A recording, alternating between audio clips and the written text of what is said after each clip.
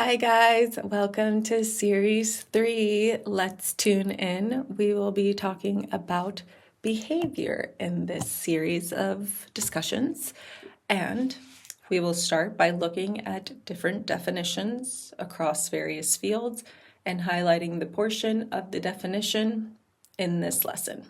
Cool? So, our general definition tells us that behavior is a response to a stimuli. What is a stimuli?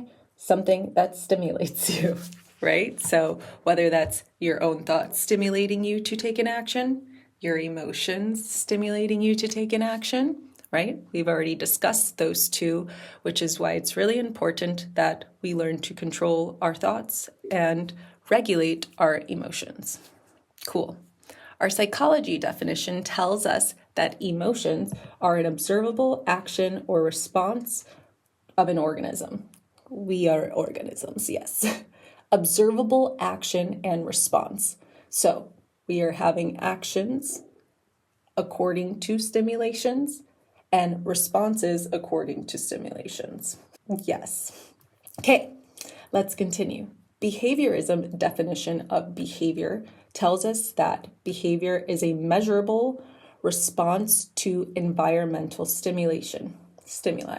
So I'm going to continue on to the next definition because it breaks down that environmental stimulation even more. Now, biology's definition tells us that behavior is the way we relate to survival, the way an organism acts related to survival and adaptation. So, survival. Most of us go to work because we have to survive. We eat because our body needs it. We are doing certain behaviors, certain actions according to the need to survive. Then we also have adaptation. So that essentially means that whatever environment you are in, you are going to adapt and have behaviors according to your environment. So, for example, what's the example? Okay, let's say you grow up in Chicago and you're used to that very cold weather. Your body is going to learn how to warm itself up. We're going to have behaviors to dress warmly because our environment requires it. But if you change your environment, your body, which is so beautiful, let's just talk about the way that God made our bodies and the fact that we have the ability to adapt to different environments. So cool. Thanks. Let's continue. Sociology definition of behavior tells us that it's the actions shaped by social norms, culture, roles, and group interactions. So again, when we're the same way we observe our thoughts, we are also going to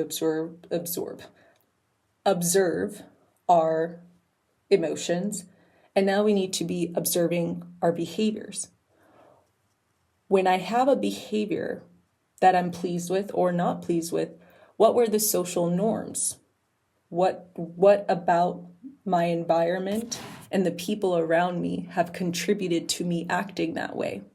And my culture. Let me go experience another culture to be able to see if I like the way I respond differently in that environment.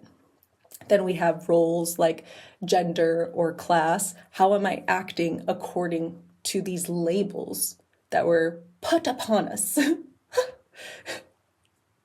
Okay.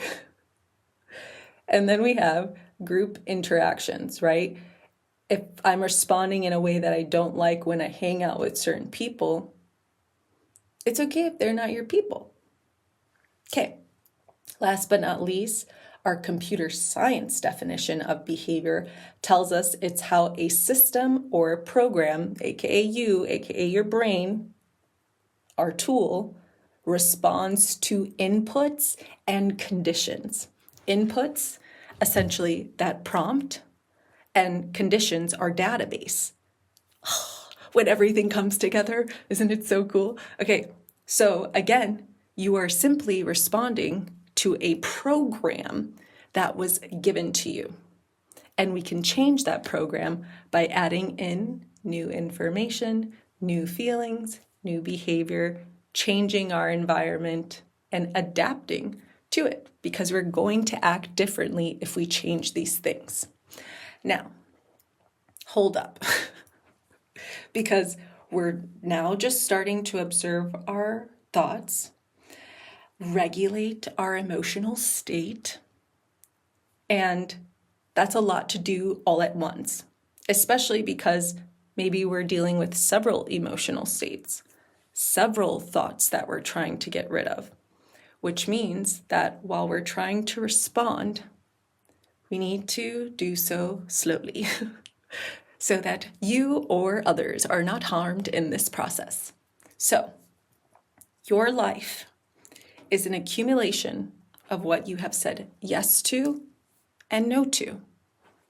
Really think about that.